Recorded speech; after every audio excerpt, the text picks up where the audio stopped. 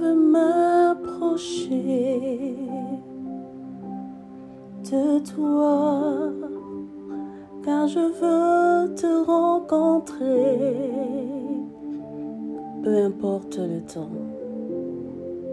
Le désir de mon cœur, c'est de t'adorer. Le désir de mon âme, c'est de me donner. Je veux te donner. Oui, tout te donner. Je veux te donner, sans rien cacher. Je veux m'abandonner à toi. Je veux me déverser devant toi. Je veux m'étaler. Je veux me prosterner à tes pieds. À tes pieds. Pour t'adorer. Pour monter en prière. Ne pas rester à l'extérieur, mais entrer. Pour déposer tout à tes pieds, ô mon Dieu. Pour tout déposer à tes pieds, ô mon roi. Pour tout déverser à tes pieds, ô mon Père. Mon Père, mon Père. Je veux t'adorer. Je veux t'adorer. Je veux t'adorer. T'adorer, Seigneur. Mes yeux fixés vers toi. J'oublie mes problèmes autour de moi pour t'adorer, mon roi. Être guidé par toi, mes yeux fixés vers toi. J'oublie mes problèmes autour de moi pour t'adorer, mon roi. Être guidé par toi. Je veux t'adorer. Oh, je veux t'adorer. Je veux t'adorer.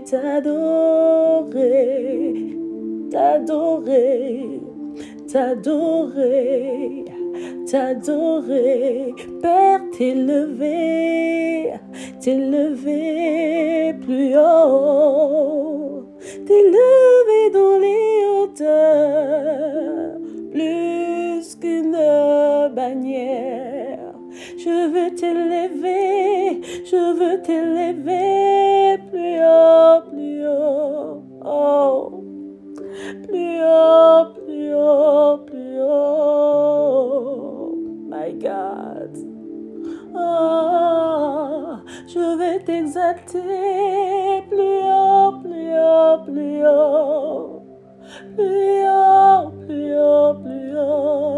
t'exalter, mon roi. Je veux te contempler face à face, te contempler seul à seul, dans le lieu secret. Na pusami libosonayo, Yahweh, na belemi pembeni nayo.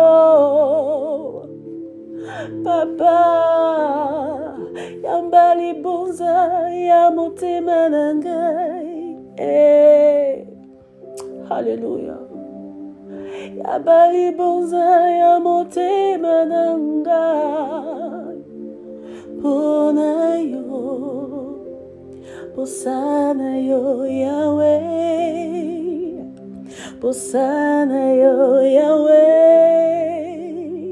Posanayo Yahweh, Yahweh. Nalingi yo Yahweh, nalingi yo Yahweh.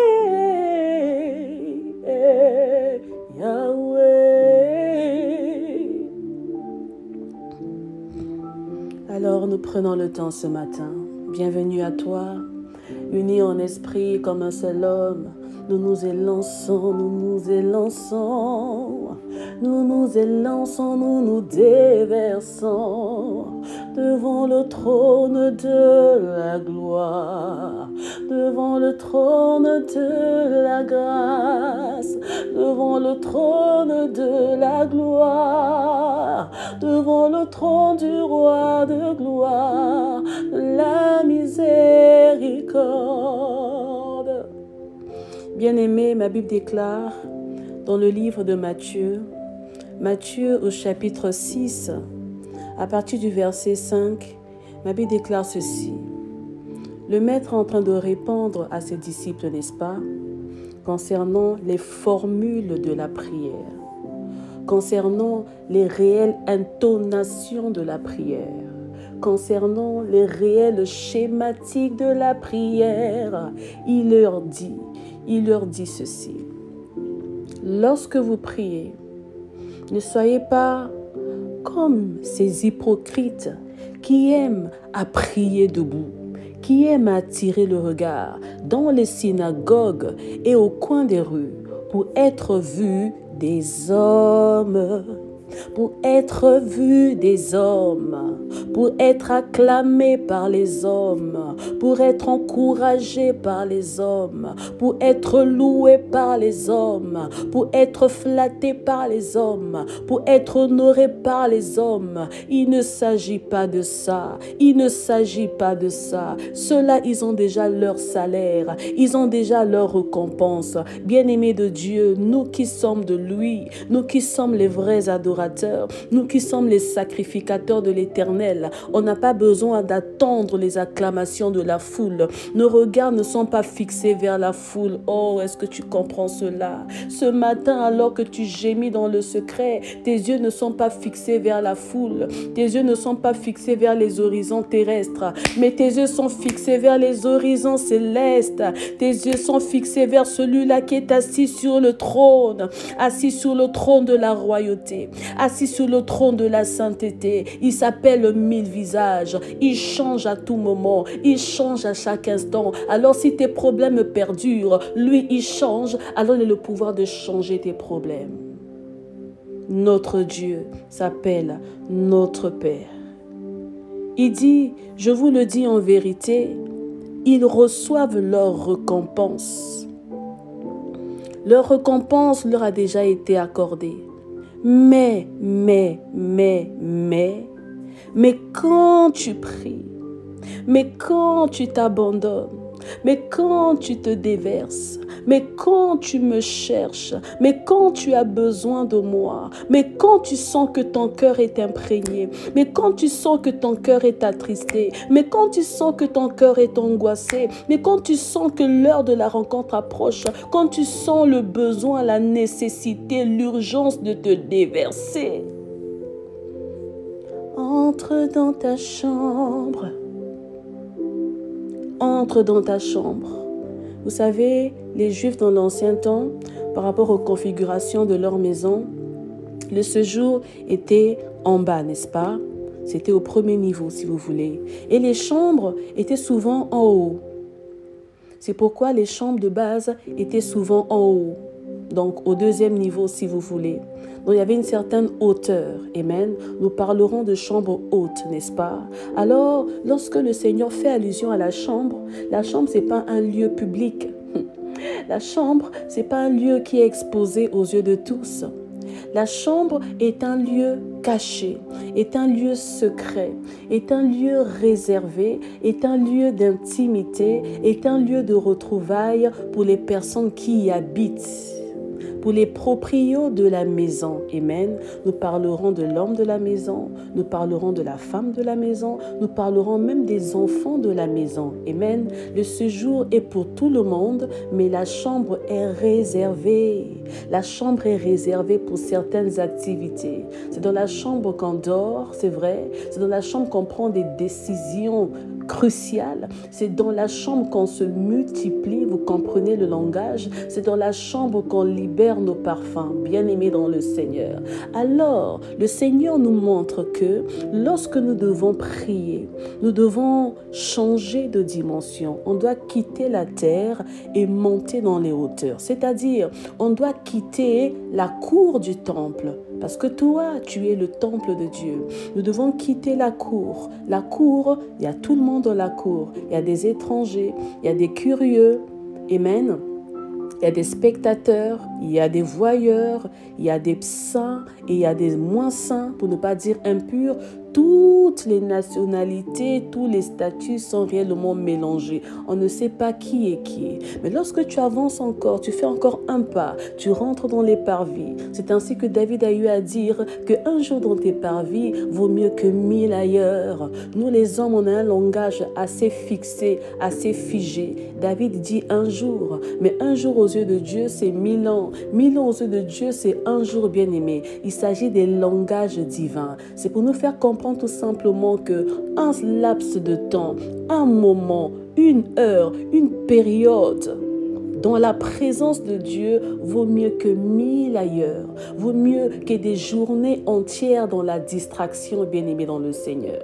Et toi et moi, on a choisi la bonne part. Amen. Nous prenons ce temps, nous prenons ce moment, nous prenons les premières heures de notre journée à demeurer dans notre chambre. Non pas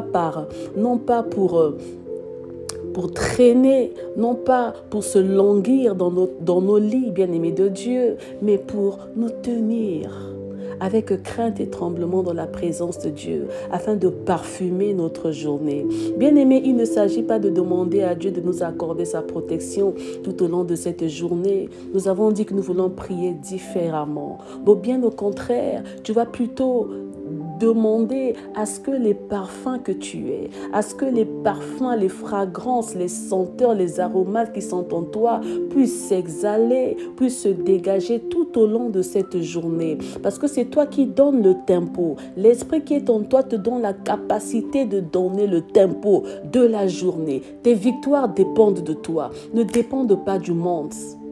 Tes allégresses, tes bénédictions, tout dépend de toi parce que tu es un parfum. Et un parfum ne reste pas sur place. Un parfum s'émane, s'exhale, ne s'évapore pas, ne se dissipe pas, mais monte dans les hauteurs. Et parce que tu montes dans les hauteurs, tu assujettis, tu domines ta journée, tu domines chaque étape de ta journée, chaque événement de ta journée, chaque ligne de ta journée rentre dans les rails du Seigneur. Pourquoi? Parce que toi, tu t'élèves. Est-ce que je parle à quelqu'un ce matin? Oh mon Dieu. Alors il dit, entre dans ta chambre. Alors bien aimé, tu comprends que tu ne t'arrêteras pas au niveau du parvis, n'est-ce pas? Tu vas encore avancer. Bien aimé de Dieu. Lorsque tu rentres dans le lieu saint, tu ne te contentes pas que de ça. Parce que à la croix, à la 9e heure, Yeshua avait déchiré le voile lorsqu'il a rendu l'âme. C'est ainsi ce qui nous était caché, ce qui nous était interdit, nous a été accordé. Amen. On a été offert au Père en dédicace par Christ. Alors ce qui est à lui est à nous.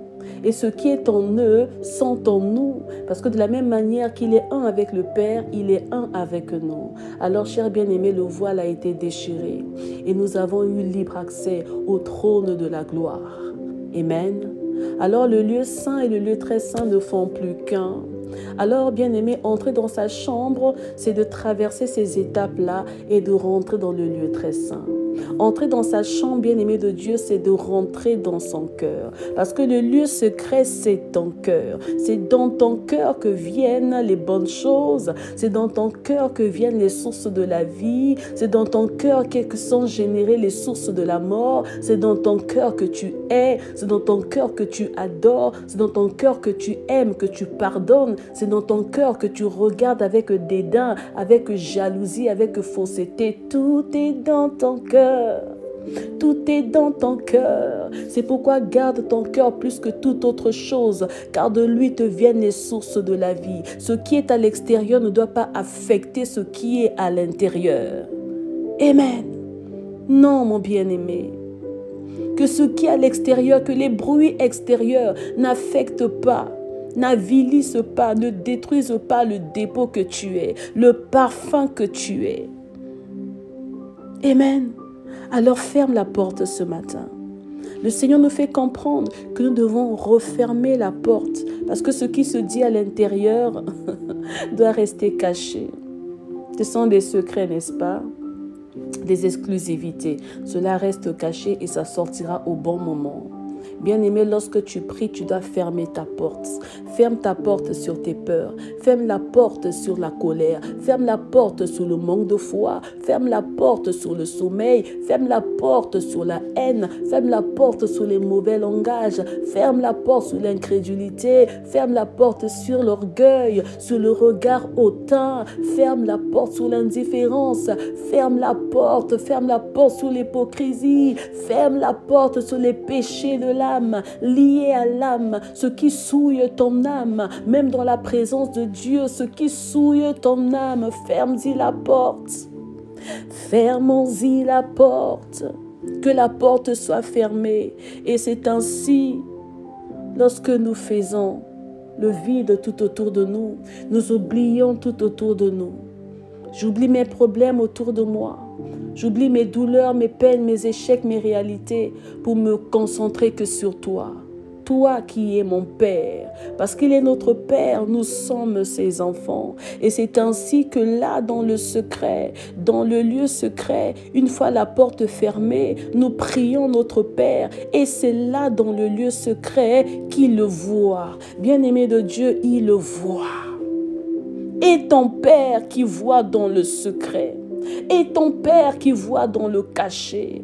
Et ton Père qui voit dans la solitude. Et ton Père qui voit dans l'intimité. Et ton Père qui te voit dans les privations. Qui te voit dans les temps de jeûne. Dans les temps de prière. Dans les temps de consécration. Dans les temps de sanctification. Et ton Père dans le secret qui voit tes efforts. Non pas les efforts pour attirer le regard des hommes. Mais les efforts que tu fournis dans ton cœur. Le Seigneur voit cela parce que c'est lui qui tâte nos cœurs. Il met ton cœur sur la balance divine et il pèse, il pèse, il pèse. Il dit alors, est-ce que Rose est arrivée au bon niveau? Est-ce que Rose est arrivée au bon niveau? Est-ce qu'elle pèse encore plus? Jour après jour, il te tâte, il te met sur la balance. Tu dois gagner en grammes jour après jour. Tu dois gagner en grammes, que tu aies du poids, que tu aies du poids, pas du poids causé par du gras physique qui est l'image du péché, mais que tu aies du poids généré par la puissance de la prière, par la puissance de la consécration, par la puissance de la sanctification. C'est là où tu deviens un poids lourd. Change de catégorie. Bien-aimé, l'appel de la prière, c'est l'appel des hors catégories. Le Seigneur désire que tu puisses prier davantage. Bien-aimé, respecte ces temps de prière. Respecte ces moments. Mets en pratique ces temps d'exhortation. Les paroles qui sont libérées, mets cela en pratique, bien-aimé. Tu te corseras, tu te forgeras, tu te tonifieras, tu te muscleras, bien-aimé de Dieu. Tu te muteras, tu te transformeras. La joie de l'Éternel n'est pas seulement spirituelle, mais elle est aussi morale, elle est mentale et elle est physique. Bien-aimé, cela affecte les aspects de ta vie. Pourquoi? Parce que tu te tonifies dans la présence de Dieu. J'oublie mes problèmes autour de moi. Ces problèmes-là qui m'assaillent, qui semblent m'étouffer. Je tourne mon regard parce que celui qui tourne le regard vers l'Éternel rayonne de joie. Tu n'as plus la honte. Combien de fois tu as eu à libérer, à grimacer, à afficher sur ton regard un sourire jaune? Tu as honte, mais tu souris quand même. Un sourire gêné, un sourire jaune, un sourire circonstanciel, un sourire d'apparence, alors que ton cœur est en lambeaux, alors que ton cœur est abîmé, alors que ton cœur est affligé, alors que ton cœur est blessé, alors que ton cœur est abattu. Oh mon âme, pourquoi t'as battu au-dedans de moi? Pourquoi t'as battu au-dedans de moi? Fais toujours confiance en l'Éternel. Bénis toujours l'Éternel et n'oublie aucun de ses hauts faits, les hauts faits passés, les hauts faits présents et les hauts faits à venir, à venir, à venir. À venir, à venir, à venir. Et Baba. Alors commence à bénir le nom de l'Éternel. Bénis-le, bénis-le, bénis-le. Que ton âme bénisse l'Éternel. N'oublie pas que tu es un esprit. L'esprit est toujours disposé, mais c'est la chair qui est faible. Et la chair, c'est ton âme. Alléluia. La chair, c'est cet élément intermédiaire entre l'esprit et le corps. Alors laisse ton âme bénir l'Éternel. Laisse tes émotions, tes sentiments être domptés par la présence de Dieu. Laisse ton âme, ta personnalité, bien-aimée dans le Seigneur, être impactée, être touchée. Être touchée. Touche-moi, touche-moi, oh, touche-moi,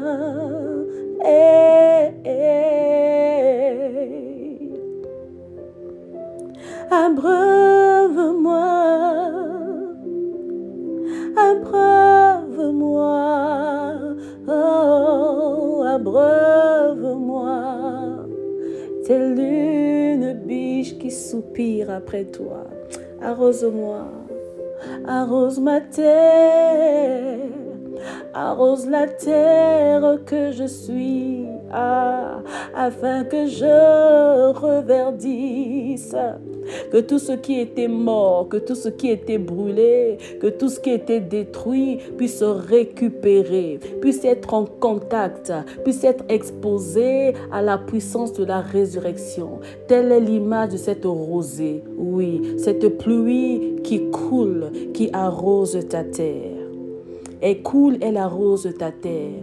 Elle balaie tout ce qui est poussière, elle balaie tout ce qui est sécheresse, elle balaie tout ce qui est détruit, tout ce qui est débris, tout ce qui est abîmé et apporte une nouvelle sémence. L'esprit de la régénération. Oui, sois régénéré là où tu es, sois régénéré dans ton âme, sois régénéré dans tes émotions, dans tes sentiments, dans ton cœur brisé, dans ton cœur blessé, dans ton cœur abîmé, dans ton cœur détruit. Christ a dit que l'Esprit du Seigneur est sur moi et il m'a oint pour annoncer une année nouvelle, pour annoncer une bonne nouvelle, pour annoncer une année de grâce, pour annoncer des choses excellentes, pour annoncer des choses à venir, pour annoncer une nouvelle saison, pour annoncer des choses au point d'arriver, mais aussi pour guérir ceux-là qui ont les cœurs blessés,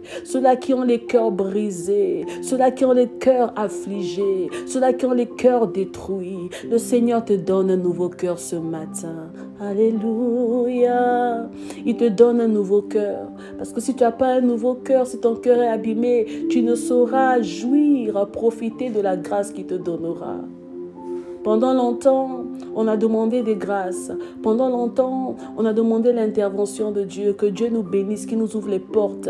Mais nous avons reçu ces bénédictions-là, bien-aimés de Dieu, avec des cœurs brisés, avec des cœurs blessés. Bien-aimé, ce qui est blessé, blesse en retour. Quand tu es blessé, tu blesses en retour. Alléluia. Et la blessure donne la place à la tristesse.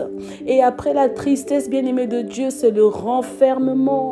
Mais après le renfermement, bien-aimé de Dieu, c'est la colère qui prend le dessus, n'est-ce pas? Nous sommes des hommes et la nature nous enseigne tellement. Quand tu es blessé, tu es attristé, tu es abattu. Mais après ce sentiment passager, bien-aimé, c'est la colère qui prend le dessus. Et quand tu es en colère, tu prends des résolutions et tu veux toi aussi blesser en retour. Or, c'est l'erreur que nous commettons. Bien-aimé, quand nous blessons en retour, au fait, nous blessons les autres, mais nous nous blessons encore nous-mêmes de plus belle. Combien de fois, par vengeance, On a voulu blesser l'être aimé. On a voulu blesser celui que nous aimons, blesser celle que nous aimons, parce que nous avons été blessés en premier. Mais quand tu le fais, bien-aimé, dans ton propre cœur, tu es encore blessé, parce que tu vois la douleur. Tu vois la douleur quand tu vois les personnes que tu aimes, quand tu vois les choses que tu aimes être abîmées, être blessées, être détruites. Bien-aimé, cela nous ravage, parce que nous avons en nous le cœur de Dieu. À moins que tu ne l'aies pas, mais tu as en toi la conscience, tu as en toi le Saint-Esprit, tu as en toi le cœur de Dieu. Alors, tu as besoin d'un nouveau cœur ce soir, ce matin. Tu as besoin de la pluie, de l'arrière et de la première saison. Que cette pluie t'arrose encore ce matin. Que cette pluie t'inonde. Que cette pluie te guérisse. Que cette pluie te restaure. Que cette pluie te touche là où tu es. Maina bomoy, maina bomoy, nizibaya bomoy, pangwi sangai, na maina bomoy,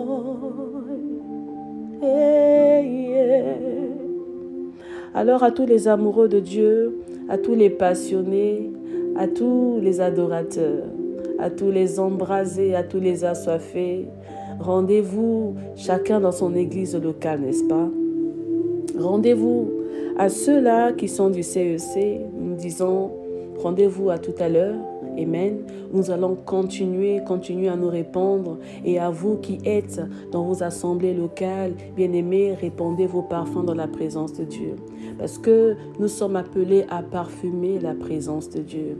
Nous sommes appelés à libérer les bonnes odeurs. Les odeurs qui apportent la vie, les odeurs qui apportent la joie, qui apportent la paix, qui font asseoir la présence du roi de gloire.